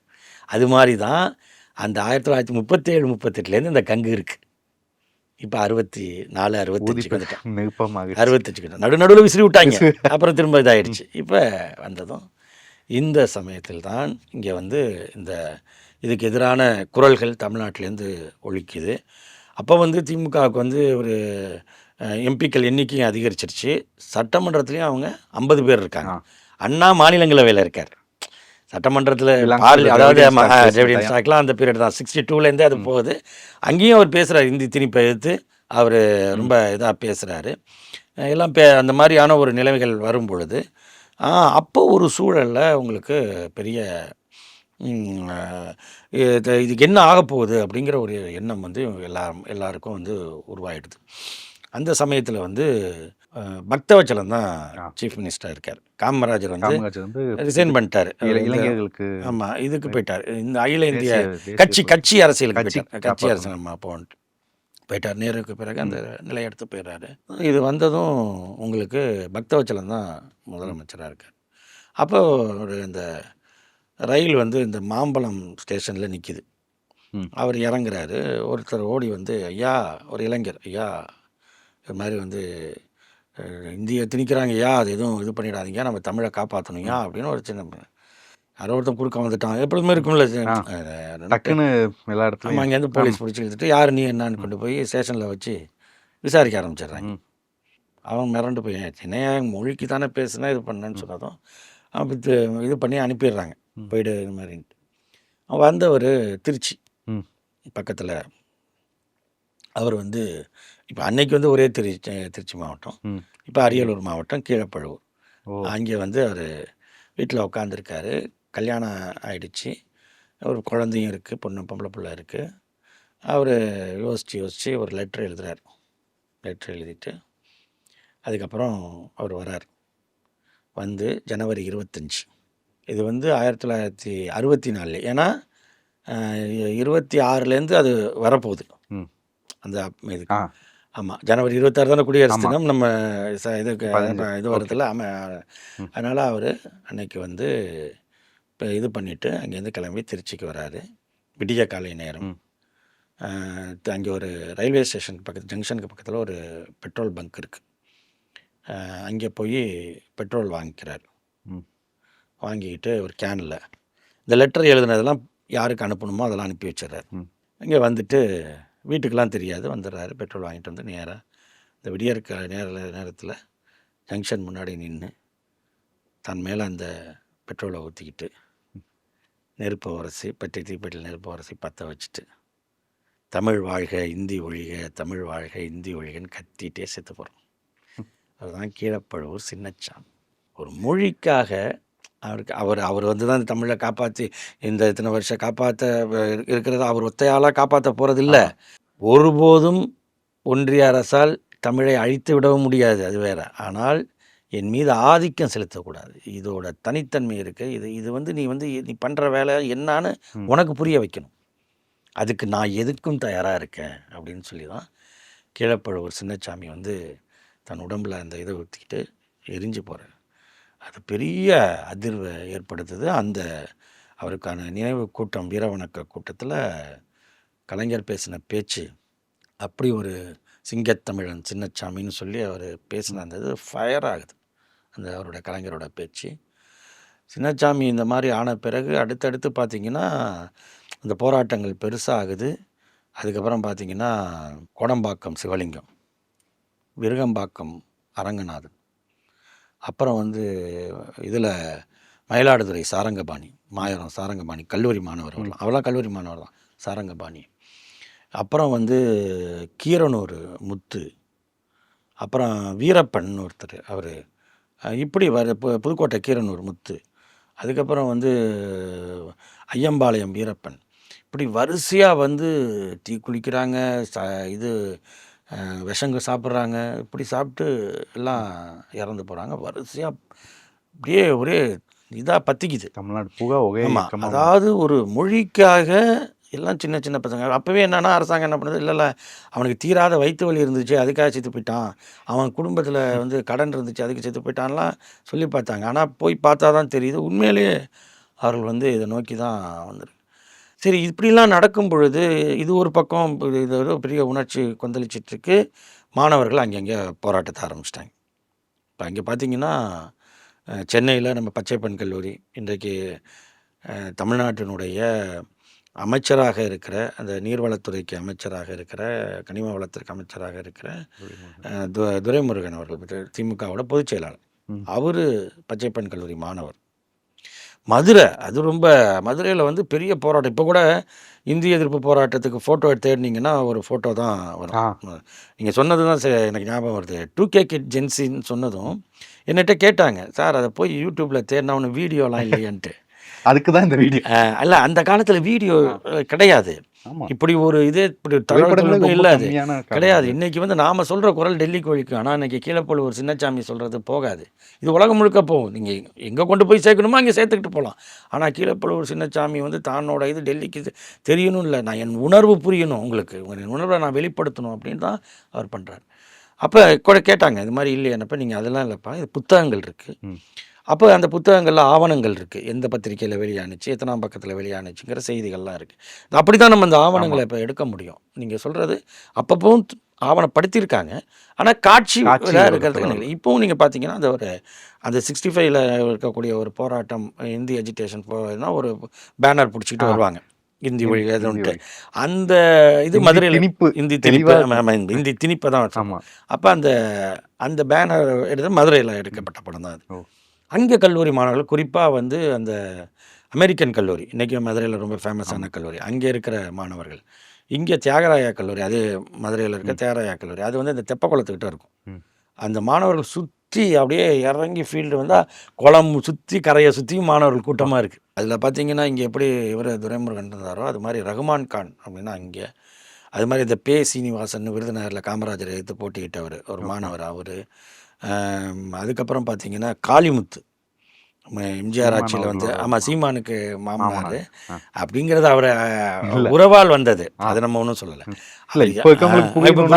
ஆமாம், நாம் தமிழர் கட்சியினுடைய தலைமை ஒருங்கிணைப்பாளர் சீமானுடைய மாமனார் அவர் வந்து அப்போ ஒரு நாகாமராசன் ஒரு பாடலாசிரியர் இருந்தார். நிறைய அவருக்கு பாட்டுன்னு நம்ம சொல்லணும்னா ரஜினி படத்துலேருந்து சொன்னால் கொஞ்சம் ஈஸியாக புரியும் ஓரளவு. ரஜினியே இப்போ இந்த இதுக்கு இருக்கும், சிட்டுக்கு செல்ல சிட்டுக்கு ஒரு சிறகு முளைத்ததுன்னு ஒரு நல்லவனுக்கு நல்லவனில் வரும் அந்த பாட்டு. அவர் நிறைய பாட்டு எழுதியிருக்காரு. ஓ மானே மானே மானே உன்னைத்தானே, அந்த மாதிரி எம்ஜிஆருக்கு ஒரு பாட்டு எழுதினவர், நிறைய பாட்டுலாம் எழுதினவர்.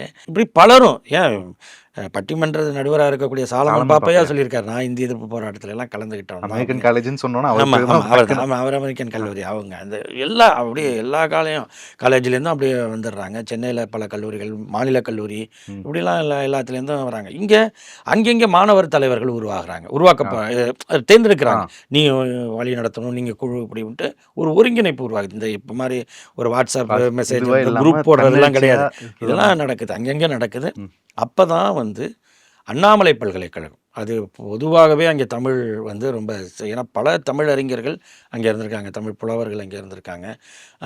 அது ஒரு தொடர்ச்சியாக இருக்குது. அண்ணா போய் உரையாற்றிருக்காரு, பெரியார் உரையாற்றியிருக்காரு, நாவலர் நெடுஞ்செழியன், மதியழகன், பேராசிரியர் அன்பழகன் எல்லாருமே படித்தது அங்கே தான். அதனால் திராவிட இயக்கத்துக்கு வந்து ஒரு பெரிய அது ஒரு கனெக்ட் உண்டு அங்கே.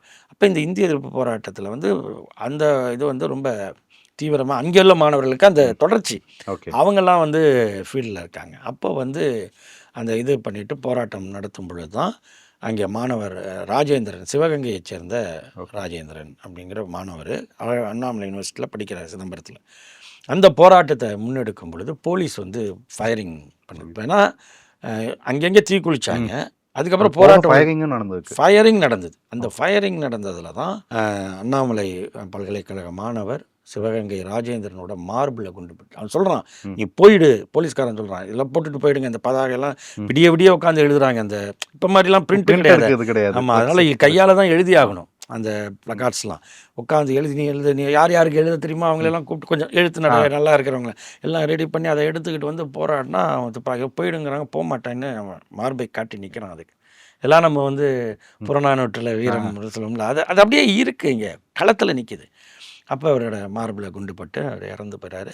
இப்போவும் யாருக்காவது வாய்ப்பு இருந்து சிதம்பரம் போகிறீங்க, அண்ணாமலை பல்கலைக்கழகத்துக்கு போகிறீங்கன்னா அந்த இதுக்குள்ளே கேம்பஸ்க்கு நுழையிறதுக்கு முன்னாடி நிற்பது ராஜேந்திரனோட சிலை தான். இன்றைக்கி இருக்குது அந்த சிலை. அப்போ அந்த மாணவன் அவனை தொடர்ந்து இது நடக்குது. இதே நேரத்தில் இந்த பக்கம் கோயம்புத்தூர் காலேஜில் அங்கே நிறைய பேர் அந்த பக்கம் இருக்கிற கல்லூரிகளில் பிஎஸ்ஜி கல்லூரி, மற்ற கல்லூரி, அரசு கல்லூரி, அங்கெல்லாம் வந்து எல்லாருமே வந்து போராட்ட காலத்தில் இறங்குறாங்க பல மாணவர்கள். அப்புறம் அங்கே என்ன ஆயிடுதுன்னா, ஒரு கட்டத்தில் போராட்டத்தை அங்கே நிறுத்த முடியல. கோயம்புத்தூர் வந்து ரொம்ப கோயம்புத்தூர், பொள்ளாச்சி எல்லாமே அதெல்லாம் அது ரொம்ப ஜாஸ்தி அந்த டயத்துல. மதுக்கரை, கோயம்புத்தூர், உக்கடம், பொள்ளாச்சி அந்த பகுதி ஃபுல்லாக வந்து பெரிய அளவில் உங்களுக்கு இது ம். நடக்குது. போராட்டம். நடந்ததும் வந்து அப்போ என்ன ஆயிடுதுன்னா, முதல் முறையாக ஒரு இந்திய மா சுதந்திர இந்தியாவில் ஒரு மாநிலத்துக்குள்ள துணை இராணுவ படை இறக்கப்படுகிறது. ஏன்னா போலீஸ்லாம் ஆ. ஸ்டேட் போலீஸ்லாம் இதுக்கு நடுவில் என்னன்னா எல்லா பக்கமும் ரயில் எரிக்க ஆரம்பிச்சிடுறாங்க. ஏன்னா மத்திய அரசுக்கு எதிர்ப்பு தெரிவிக்கணும் அப்படின்னு வந்துட்டுனா ரயில் எரிப்பு. அப்பதான் உங்களுக்கு நம்மளோட இது அதுதான் நிறைய இது ஆனது தான் அவன் துணை இராணுவ படை இறக்கி அந்த இதுலலாம் காட்டு பகுதியாக இருந்த இடத்துல எல்லாம் சுட்டு எத்தனை பேர் செத்தாங்கன்னு கணக்கே இது வரைக்கும் முழுமையாக கிடையாது. 8 பேர் செத்தாங்க, 10 பேர் செத்தாங்க, 15 பேர் செத்தாங்கன்னு வருமே தவிர ஒட்டுமொத்தமாக எவ்வளவு அப்படிங்கிற கணக்கே இல்லாத அளவுக்கு டிவில பார்த்தா இப்ப தெரிஞ்சுக்க முடியுது. எதுவுமே முடியாது. இல்ல. இது கிடையாது, சிசிடிவி கேமரா ஓகே. கிடையாது கண்டுபிடிக்கிறதுக்கு. ம். யாரோ ஒருத்தன் எடுத்து வீடியோ எடுத்துட்டான் வந்துடுச்சு வெளியிலங்கிறதுக்கு வழி கிடையாது. எதுவும் கிடையாது. என்ன அவங்க சொல்கிற கணக்கோ ஓகே. அதுதான். ஸோ அந்த மாதிரியான ஒரு போராட்டம் மிகப்பெரிய அளவில் நடந்துடுச்சு. அது ஒரு பெரிய அளவில் எழுச்சியாக போயிடுச்சு. சில இடங்களில் போலீஸார்களும் தாக்கப்பட்டார்கள். அந்த இதுவும் நடந்துச்சு. அது ம். மாதிரிலாம் நிறையா மக்கள் ஆமாம். அது எழுச்சி போராட்டங்கள் உடம்பு ஒரு போராட்டம் ஆமா. வேகமாக வரும்பொழுது நடக்கக்கூடியது தான். ஸோ இந்த மாதிரி இருக்குது. இங்கே காங்கிரஸ் ஆட்சி அப்போ பக்தவச்சலம் முதலமைச்சராக இருக்கார். அவரால் அதுக்கு மேலே ஒரு ம். கட்டத்துக்கு மேலே அவங்க எதுவுமே பண்ணலை. அவங்க எல்லாம் அப்படியே இதை ஃபுல்லா ஒடுக்கிறதுக்கு தான் அவங்க பார்த்தாங்க. இதுக்கு மேலே ஒன்றும் பண்ணலை. அப்போ அந்த மாதிரி நிலையில் கடைசியாக லால் பகதூர் சாஸ்திரி அரசு இந்த போராட்டம் ம். அசாம் வரைக்கும் போகுது. தமிழ்நாடு தான் பற்ற வச்சுது. ஆ. அந்த பக்கம் ஆந்திராவில், இந்த பக்கம் கர்நாடகாவில், அப்புறம் அசாம்லன்னு, மேற்கு வங்கத்துலன்னு அது போகுது அப்படியே. ம். ஏன்னா அவங்கவுங்களும் வேறு வேறு மொழி ஆ. உள்ளவங்க. நாளைக்கு அவங்க உங்களோட மொழியை பாதுகாக்கணும். பார்க்கணும் அந்த அந்த ஹிந்தி பிரச்சனைகள் வந்தா வருது. இந்த அளவுக்கு அது ஆ. தானா அது ஒரு வீரியம் இல்லாட்டினாலும் ஆனா பகவச்சு. அப்போ தான் வந்து லால் பகதூர் சாஸ்திரி அரசு வந்து நேரு கொடுத்த உறுதிமொழியை வந்து நிலைநிறுத்து நாங்கள் வந்து தொடர்றோம் அப்படின்னாங்க. அதாவது ம். சட்டப்பூர்வமாக இல்லை, ம். வாக்குறுதி தான். ஓகே. அப்போ இந்த மாதிரி ஒரு நிலைமை வந்தது தான். இதுதான் 65. இந்த 65 போராட்டம் அப்படிங்கிறது மொழிக்காக இந்த இளைஞர்களும் மாணவர்களும் மிகப்பெரிய அளவில் தங்களை வந்து இந்த உயிரை கொடுக்கவும் தயாராக களத்தில் நின்ற நீங்கள் அந்த வயசில் இருக்கிற அந்த நேரத்தில் கல்லூரி படித்த எந்த ஒரு மாணவராக இருந்தாலும் ஏதோ ஒரு வகையில் அவருக்கு வந்து அந்த இந்திய எதிர்ப்பு போராட்டத்தோட ஒரு தொடர்பு இருக்கும். கனெக்ட் இருக்கும். குறைஞ்சபட்சம் வகுப்பறையில் முழக்கமாவது இருந்திருக்கும். அப்பயும் சில பேர் வந்து அதுக்கு எதிராக குறுக்க நிற்பாங்கல்ல. அதுதான் அடுத்து கேட்க வந்தேன். அப்ப யாருமே வந்து என்ன ஹிந்தி படிக்க விடாம இப்படி பண்றீங்களே. இல்லை அப்பயும் சொன்னாங்க. ஓ. அப்பயுமே அப்போ ராஜாஜி இந்தி திணிச்சதுலேருந்து ம். இந்திய ஆட்சி மொழி அப்படிங்கிறது இந்தி திணிப்புங்கிறது வந்து ஆட்சி மொழியை தான் நம்ம திணிக்கிறோம். ம். அப்போ வந்து கல்வியில் ஹிந்தி இருக்கா, பாடத்திட்டத்தில் ஹிந்தி இருக்காங்கிறது ரெண்டாவது. ம். அப்போ வந்து நீங்கள் கட்டாயம்னு கொண்டு வந்துட்டு அப்புறம் படிச்சு தானே ஆகணும். ஆமா. ஹிந்தி தான் ஆட்சி மொழின்னு சொல்லிட்டு அப்புறம் ஹிந்தி தெரியாமல் எப்படி இருக்க முடியும்? அதாவது அண்ணா வந்து நாடாளுமன்றத்தில் மாநிலங்களவையில் நல்லாவே கேட்குறாரு. இங்கே ஒரு பக்கம் அவருக்கு வாஜ்பாய், இன்னொரு பக்கம் பூபேஷ் குப்தா அவரோட இதில் உட்காந்துருக்கிறது நாடாளுமன்றத்தில்.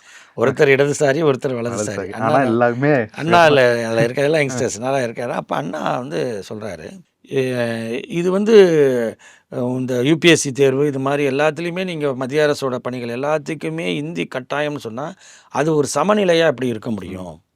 ஏனென்றால் உத்தரப்பிரதேசத்தை சேர்ந்தவர்களுக்கு இந்தி தாய்மொழி, ஆ. தமிழ்நாட்டை சேர்ந்தவனுக்கு, ஆந்திராவை சேர்ந்தவனுக்கு, கர்நாடகாவை சேர்ந்தவனுக்கு, மேற்கு வங்கத்தை சேர்ந்தவனுக்கு அது வேற்று மொழி. அப்போ ஒருவர் தன் தாய்மொழியிலேயே படித்து அந்த தேர்வை எழுதுவதற்கும் இன்னொருவர் தனக்கு அந்நியமான ஒரு மொழியிலே படித்து வருவதற்கும் சிக்கல் இருக்குது. அப்படி ஒரு அந்நியமான மொழின்னு வச்சா ஆங்கிலம் உங்களுக்கு அந்நிய மொழி, எங்களுக்கு அந்நிய மொழி, 2 பேரும் பொதுவாக போயிடுது. அப்போ அந்த போட்டி வந்து இதாக இருக்கும். அல்லது அந்தந்த மாநில மொழிகளில் அதை கொண்டு வரணும். இந்த விஷயம்தான் இப்போ பல பேருக்கு அப்படி என்ன ஹிந்தி ஏன் வேணான்னு சொல்றோம் அப்படிங்கிறதுக்கான பதில் நீங்களாவே இதுல சொல்லிட்டீங்க. ஏன்னா அவங்க வந்து அவங்களோட கம்ஃபர்ட் லாங்குவேஜ்ல இருக்கப்போ நம்மளும் அவங்களுக்கும் எப்படி அது ஒரே இதுவா இருக்கும். கோடுனா எல்லாத்துக்கும் ஒரே இடத்துல இருந்து போட்டு இது. அப்புறம் இந்தியாவில் பல மொழிகள் பேசக்கூடிய இடத்துல ஏன் இந்தியை மட்டும் நீங்கள் முன்னெடுத்துறீங்க? இந்த கேள்வி இருக்குல்ல. இந்தியாவில் டோட்டலாக எடுத்துக்கிட்டிங்கன்னா ஒரு 30% to 35% தான் ஹிந்தி பேசுகிறாங்க. அதுவும் எல்லாருமே ஒரே ஹிந்தி பேசுகிறாங்கன்னா கிடையாது. பீகார், உத்தரப்பிரதேசம், மகாராஷ்டிரா, ஹரியானா, ராஜஸ்தான், சத்தீஸ்கர், இந்த பக்கம் உத்தராகண்ட் எல்லாமே இருக்குது. இங்கே ஹிந்தி பல வட்டார மொழிகளை ஆதிக்கம் செலுத்தி அது தன்னை வந்து அங்கே டாமினேட் பண்ணிடுச்சு. அங்கே அது வந்து எத்தனையோ மைதிலி இருக்குது, சந்தலி இருக்குது, அவதின்னு ஒரு மொழி இருக்குது, போஜ்புரி இருக்குது, இப்படி பல மொழிகள் இருக்குது. ஹரியான்வின்னு ஒரு மொழி இருக்குது, இப்படி எத்தனையோ மொழிகள் வந்து அதுக்குள்ளேயே அது வந்து சுருங்கிடுச்சு. அது எல்லாமே இன்னைக்கு இல்லை. இல்லை, ஏன்னா ஹிந்தி ஹிந்தியோட டாமினேஷன். அப்போ ஹிந்தி பேசும் பகுதியிலேயே பல மொழிகளை அது வந்து காலி பண்ணியிருக்கு. இந்த 65 வந்து நம்ம வந்து இது ஒரு உத்தரவாதத்தை நிலைநிறுத்திட்டோம். ஆனாலும் போராட்டம் ஓயலை. போராட்டம் நடந்துக்கிட்டே தான் இருந்துச்சு. மாணவர் போராட்டம் 65க்கு பிறகும் அவ்வப்போது நடந்தது தான். 67 திமுக ஆட்சிக்கு வருது. அப்போவும் மாணவர்கள் வந்து போராட்டம் நடத்துகிறாங்க. அண்ணா வந்து ஒரு தடவை போய் பேசுகிறார். 2 போராட்டம் வரும். ஒன்று இந்த பேருந்து மறியல் அந்த மாதிரி நடந்து மாணவர்களுக்கும் போக்குவரத்து துறையினருக்கும் ஏற்பட்ட இதில் அதுலேயும் போய் அண்ணா போய் மாணவர்களோட உட்காந்து பேசுகிறாரு. அது மாதிரி இதுலேயும் இந்திய எதிர்ப்பு போராட்டத்துலேயும் அவர் வந்து அதில் போய் உட்காந்து பேசுகிறாரு. ஏன்னா அவங்க போராடுறது ஒன்றிய அரசு இதில் இந்திய விஷயத்தில், போக்குவரத்து இதில் இவர் போய் பேசுகிறார். ஒரு இதப்போ அண்ணா நீண்ட நேரம் பேசி அவருக்கு தொண்டை வறண்டு தண்ணி கேட்குறாரு. தண்ணி கொண்டு வந்து கொடுக்குறாங்க முதலமைச்சர் அண்ணா. ஒருத்தர் தண்ணி கொண்டு வந்து கொடுக்குறாரு, இன்னொரு மாணவர் தட்டி விடுறாரு. அது போமா அவருக்கு புரியுது அவனோட மனநிலை என்னவா இருக்குது. அவங்க எதிர்பக்கத்தில் இருந்து இது அங்கேருந்து வந்தவரில் இந்த மக்களுடைய உணர்வு எப்படி இருக்குன்னு அவருக்கு தெரியும். இன்னொன்று அவர் இன்னும் இப்படியெல்லாம் முதலமைச்சர் பதவியில் தான் நம்மளோட டார்கெட்லாம் இருந்தவர் கிடையாது. கிடைக்கிற வாய்ப்பை சரியாக பண்ணுறதுங்கிறது தான் அவரோட. அப்போ அவர் என்ன பண்ணுறாரு, அப்போ தான் அண்ணா என்ன முடிவு எடுக்கிறார் அப்படின்னா, அந்த தமிழ்நாட்டில் நம்மளால் என்ன முடியும். இப்போ மாணவர்கள் இந்த அச்சம் இருக்குது அவங்களுக்கு. அப்போ நாளைக்கு ஹிந்தி வந்தால் என்ன பண்ணுவீங்க, அவன் நாளைக்கு ஹிந்தி ஆட்சி மொழின்னு சொல்லிட்டு இந்தியை திணிச்சா நீங்கள் என்ன பண்ணுவீங்க, அதுக்கு என்ன இருக்குது அப்படிங்கிறப்ப தான் அண்ணா எடுத்த முடிவு தான் 1968 ஜனவரியில் நமக்கு வந்து அந்த இருமொழி கொள்கை அப்படிங்கிற சட்டம் கொண்டு வர்றார். தமிழ்நாட்டில் வந்து தாய்மொழிக்கும், அதாவது தமிழுக்கும் ஆங்கிலத்திற்கும் தான் நமக்கு வந்து இடம், ஹிந்திக்கு இடம் கிடையாது. அதான் இருமொழி கொள்கை. அதுதான் பெரிய பூனைக்கு வாசல். ஆமாம். எதுக்கு? உலக தொடர்புக்கு ஆங்கிலம் இருக்கும் பொழுது இந்தியாவோட தொடர்புக்கு ஏன் இன்னொரு மொழி? அப்போ பெரிய பூனைக்கு பெரிய வாசல், ஒரு ஓட்டை, சின்ன பூனைக்கு ஒரு சின்ன ஓட்டையா? பெரிய பூனை வர ஓட்டையிலேயே சின்ன பூனையும் வரலாம்ல. அந்த ஒரு எளிதாக அந்த உதாரணத்தை சொல்கிற கூட புரியக்கூடாது. அதை நம்ம கேட்டோம்ல, ஏன் இந்தியை ஏன் கொண்டு வரணும் தான் ஆட்சி மொழியா, ஏன் இந்திய தேசிய மொழின்னு சொல்கிறீங்க, ஏன் ஆட்சி மொழியாக கொண்டு வரீங்கன்னா அது அதிகம் பேர் பேசுகிறாங்க அப்படின்னு சொன்னால் அதுக்கு உதாரணம் சொன்னார்ல, இந்தியாவில் அதிகம் பறக்கக்கூடியது காக்கா தான். அதை தேசிய, அப்போ நீங்கள் அதுதானே தேசிய, ஹிந்தி தான் தேசிய மொழின்னா அப்போ தேசிய பறவை காக்காவாக தானே இருக்கணும், ஏன் மயில் வச்சுருக்கீங்க அப்படின்னு அவர் கேட்டார். ஸோ சிறப்புங்கிறது வேறு, இதுங்கிறது வேறு, திணிப்புங்கிறது வேறு. அப்போ நான் வந்து அந்த மாதிரி வைக்கும் பொழுது இந்த இருமொழி கொள்கையை கொண்டு வர்றார். இதுக்கு சட்டத்தை கொண்டு வரும் பொழுது அதுக்கும் எதிர்க்கட்சிகள் அப்போ எதிர்க்கிறாங்க. இது வந்து மாணவர்கள் ஏதோ ஒரு போராட்டம் பண்ணுறாங்கங்கிறதுக்காக இங்கே எப்படி சட்டமன்றத்தை நீங்கள் வந்து இது பண்ண முடியும், இது வந்து நாளைக்கு என்ன ஆகுமா ஏதுன்னு சொல்லும் பொழுது அண்ணா அதற்கான காரணங்கள் எல்லாம் சொல்லிவிட்டு அவர் வந்து சட்டத்தை நிறைவேற்றார். இருமொழி கொள்கை, தமிழும் ஆங்கிலமும் தான் இனி தமிழ்நாட்டில் இருக்கும், இந்திக்கு இங்கே இடமில்லை அப்படிங்கிறது தான் அவருடைய இது.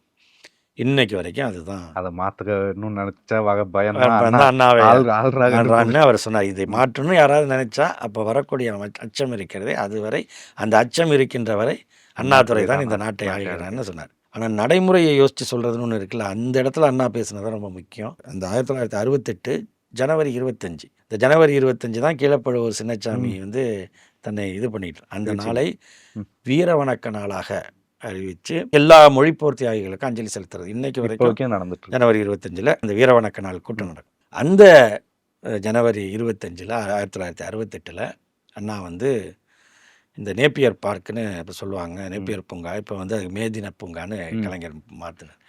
அங்கு நடைபெற்ற அந்த வீர வணக்க நாள் கூட்டத்தில் இந்த மாதிரி தமிழ்நாட்டில் இருமொழி கொள்கை வந்தாச்சு, தாய்மொழியான தமிழும் ஆங்கிலமும் தான், இணைப்பு மொழியாக ஆங்கிலம், இந்திக்கு இடமில்லைன்னு சொல்லிட்டு, என்னால் ஆனதை நான் செய்து விட்டேன், இனி டெல்லி தன்னால் ஆனதை பார்த்து கொள்ளட்டும்னார்.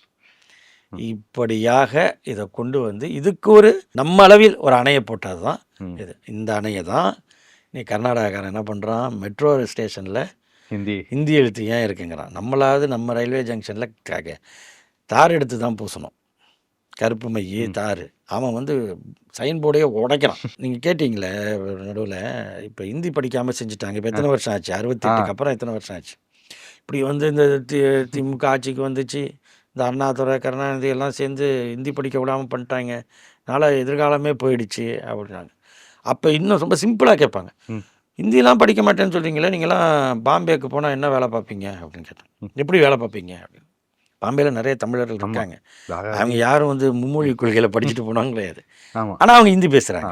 போனாங்க, பழகுனாங்க, பேசிட்டாங்க. அவ்வளோதான் ஒரு மொழியினுடைய மொழியோட தேவை தேவையான. அதுதான். அங்கே போயிட்டு நம்ம இந்தி நம்ம இதுக்கு போராட்டம் நடத்த பகல முடியாது. இதெல்லாம் படி அங்கே ஹிந்தி தான் இப்போ பேசணும். அந்த ஊரில் இருந்தப்ப பேசுனாங்க ஆ, அப்போ. ஆனால் இன்னைக்கு அங்கே நிலைமை என்ன? மராட்டி மகாராஷ்டிராவோட நிலைமை என்ன? எங்கள் ஊரில் மராட்டி நீங்கள் வந்து ப்ரைடு. எங்களோட தாய்மொழியான மராட்டி பின் தள்ளிட்டீங்க. பாலிவுட்னா மும்பையை தானே சொல்கிறீங்க. ஆமா. பம்பாய் மும்பை ஆயிடுச்சு. ஆ, அது தன்னுடைய மராட்டி மொழிக்கு பேரை மாற்றியாச்சு. நம்ம எப்படி மெட்ராஸ் சென்னை ஆனதோ சென்னை. அது மாதிரி பம்பாய் மும்பை ஆயிடுச்சு. ஆனா இது போயிடுச்சு. அங்கே வந்து மொழி இப்போ அந்த விழிப்புணர்வு வந்து இப்போ அவங்க வந்து அங்கே இந்தியை திணிக்காதேன்னு சொல்கிற இடம் எங்கே வந்திருக்கு? நமக்கு எந்த ஊரை உதாரணம் ஆமா. காட்டினாங்களோ அந்த ஊரில் அந்த மாநிலத்தில் இங்கே இந்தியை திணிக்காத என்று சொல்லக்கூடிய ஒரு நிலை. அதே மாதிரி பெங்காலில் ஹிந்தி திவாஸ்ன்னு நடத்துவாங்க. ஆ, அது இப்ப ஒன்றிய அரசுல வந்து ஆமாம், இல்லை இல்லை, இந்திய ஆமாம், இந்தியை பண்றதுக்கு. ப்ரொமோட் பண்ணுறதுக்கு ஆமா. செப்டம்பர் 14 ம். அதுதான் வந்து ஹிந்தி திவாஸ்.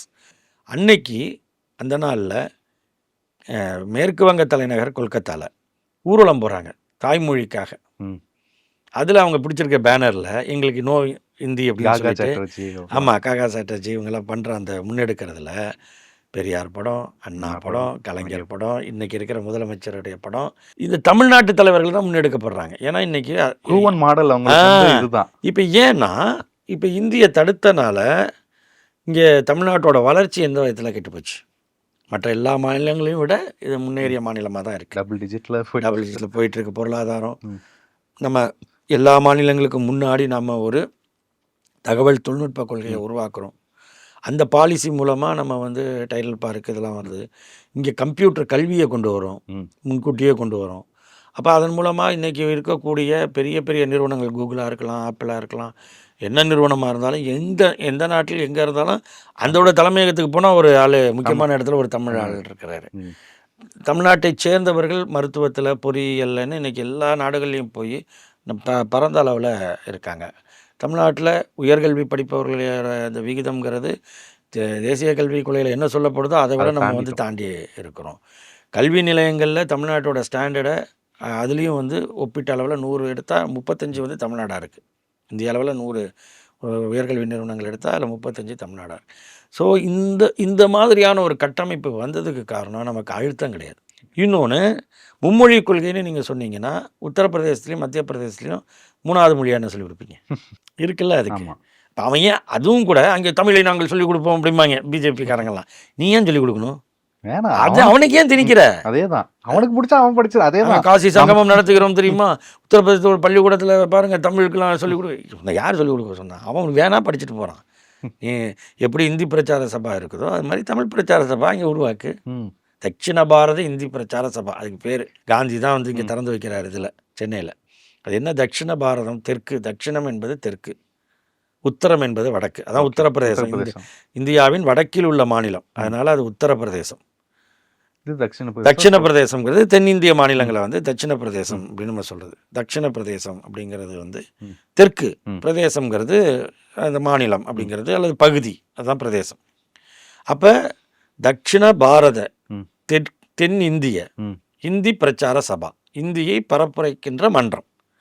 ஏன் காந்தி என்ன சொல்கிறாரு? தெற்கில் இருப்பவர்கள் இந்தியை கற்றுக்கணும், வடக்கில் இருப்பவர்கள் தென்னிந்திய மொழிகளை கற்றுக்கணும் அப்படின்னு அவர் ஒரு இந்திய ஒற்றுமைக்கு அவர் ஒரு யோசனை சொல்கிறார். அவர் பல யோசனைகள் சொல்லியிருக்கார், இல்லை இது ஒரு யோசனை சொல்கிறார். சரி, அந்த யோசனை சிறப்பான யோசனையாகவே வச்சுக்குவோம். நீங்கள் வந்து இங்கேயும் அங்கேயும் ஒரு ஒருங்கிணைந்து செயல்பட வேலை ரைட்டு. தட்சிண பாரத இந்தி பிரச்சார சபாவுக்கு இன்றைக்கு இத்தனை கிளைகள் இருக்கின்றன, இவ்வளோ பேர் படித்து கொண்டிருக்கிறார்கள். அதிலும் தமிழ்நாட்டில் தான் இந்தியை படிக்கின்ற மாணவர்கள் அதிகமாக இருக்கிறார்கள். சென்னையில் ஆண்டுக்காண்டு அந்த எண்ணிக்கை உயர்ந்து கொண்டே இருக்கிறது. அதில் வந்து பிராத்தமிக்கு, மதியமா, ராஷ்டிர பாஷா, இந்த எலெக்ஷன் எக்ஸாம்லாம் எழுதுகிறவங்க ஏகப்பட்டதாக இருக்காங்கன்ட்டு அங்கேருந்து வரவங்கலாம் சொல்லிக்கிட்டுலாம் இருக்காங்கல்ல. அதெல்லாம் சொல்லுங்கள், சரி, அது ஒரு அமைப்பு இருக்குது, அதில் படிக்கிறாங்க, விருப்பப்பட்டவங்க படிச்சுட்டு போகிறாங்க, யாராவது போய் எழுத்துடல. ஆனால் அப்போவே என்ன பண்ணியிருக்கணும்? தட்சிண பாரத இந்தி பிரச்சார சபான்னு உருவாக்கினப்பயே இந்த வடநாட்டில் இருக்கிறவன் தென்னிந்திய மொழிகளை கற்றுக்கிறதுக்கு உத்தர பாரத தமிழ் பிரச்சார சபா உருவாக்கியிருக்கணும்ல. இல்லை, ஆரம்பத்துலேருந்தே அதான் சொல்கிறோம். இவங்க சொல்வது எதுவுமே இருக்காது, அது பார்க்க தான் அப்படி ஈக்குவல் பண்ணுறாங்கப்பா அப்படிங்கிற மாதிரி தெரியும், சமப்படுத்த தான். அது நடக்காது. காந்தியே அங்கே செயல்பட விடலையா அங்கே இருக்கிறவங்க? அப்புறம் என்ன பண்ணாங்கன்னு தெரியுமா காந்தி? அப்போ அவருடைய அப்போ என்ன நடக்குது இங்கே? அதனால தான் நம்ம இது முன்கூட்டியே ஒரு தொலைநோக்கு பார்வையுடன் உணர்ந்து, ஏன்னா மொழி ஆதிக்கம்ங்கிறது வந்து ஏதோ இந்தியிலேருந்து வந்துடல அது. இது வந்து சான்ஸ்கிரிட்லேருந்து வருது. சான்ஸ்கிரிட்டைசேஷன் பண்ணுறது தான் இங்கே. ராஜ அதை வந்து நம்ம எதிர்த்து நின்றுருக்கோம்.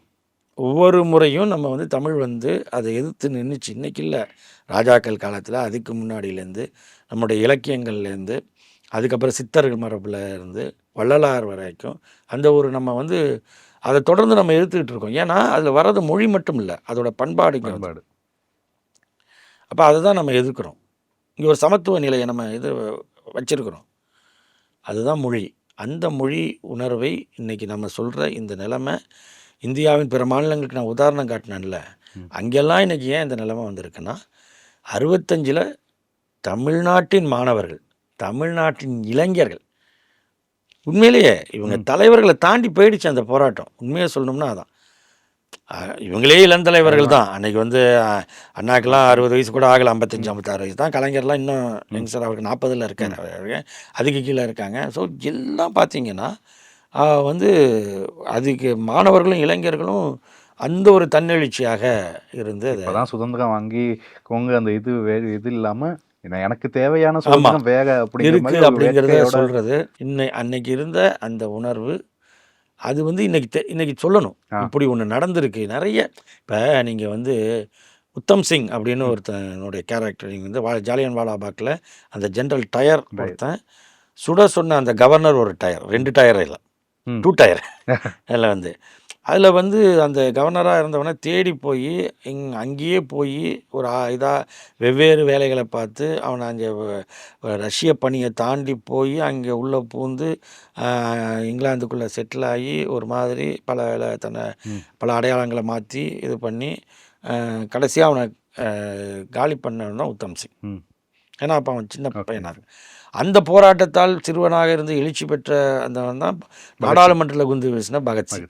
ஸோ இப்படியான இது உத்தம் சிங்கை பற்றி நிறைய பேருக்கு தெரியாது. பகத்சிங் கூட நம்ம படிச்சிட்டோம், உத்தம் சிங் நிறைய பேருக்கு தெரியாது. இப்படி ஏன் தமிழ்நாட்டில் இருக்கிற சுதந்திர போராட்ட வீரர்களை எத்தனை பேரை பற்றி இப்போ தான் மருது சகோதரர்களை பற்றி பேசுகிறோம். ஒரு வீரபாண்டிய கட்டபொம்மன் வந்துச்சு, இவர் செக்கிழுத்த செம்மல் ஒரு வஉசி கப்பலோடைய தமிழர் வந்துச்சு. அப்புறம் ரொம்ப நாள் கழிச்சு தான் பாரதியாரே வந்தார். ஆமாம், மருது சகோதரர்களை பற்றி வந்துச்சு. ஆனால் அது வந்து அந்த படங்கள் அதெல்லாம் வந்து ஒரு ஒரு அப்பப்போ பீரியடில் எடுத்துகிட்டு அது போயிடுது.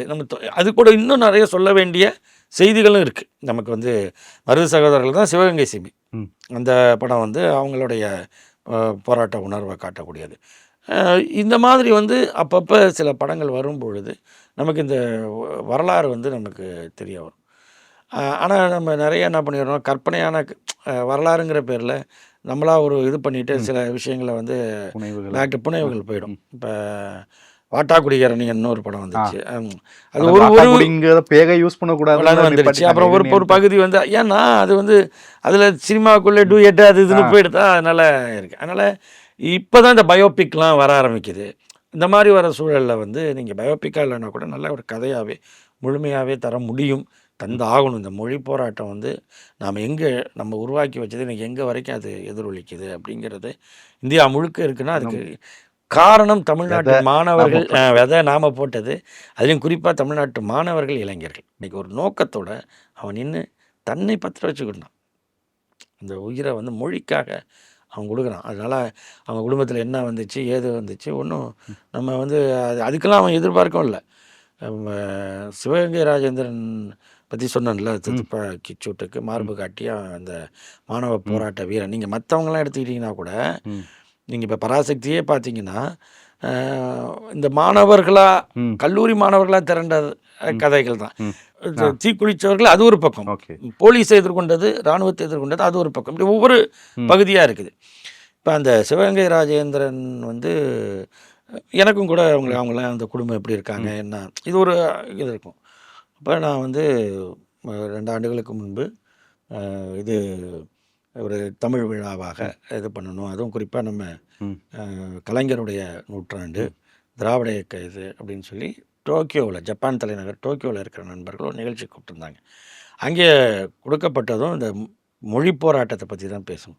மொழி போராட்டம் என்பதை விட மொழியின் தன்மை என்பது ஜப்பானிய மொழி. ஏன்னா சுனாமிங்கிற ஒரு வார்த்தை வந்து நம்ம கடல் பொங்குனப்போ நம்ம கடல் பொங்குறத நம்ம கேள்விப்பட்டிருக்கோம்.